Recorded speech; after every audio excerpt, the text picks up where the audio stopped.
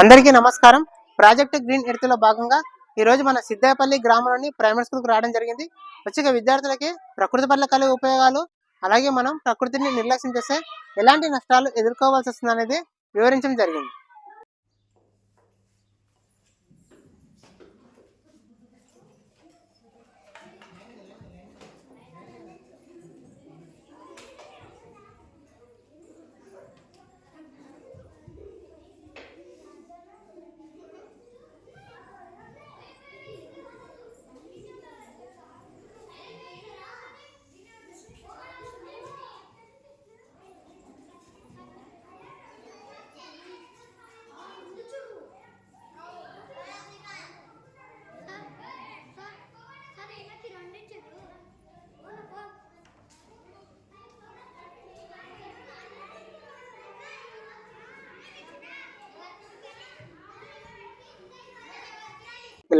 ఇలా చిన్న గుందేసి ఇట్లా నాటాలి.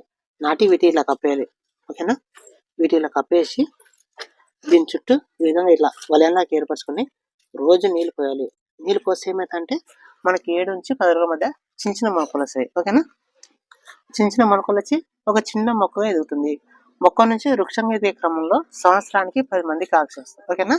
ఆ విధంగా నేను ఇచ్చిన విత్తనమంతులు మీరు జాగ్రత్తగా నాటి పెంచాలి. అలాగే ప్రతి పుట్టినరోజుకి ఒక మొక్క నాటాలి. నాటుతారు కదా? అంటే పని. థ్యాంక్ యూ అన్న.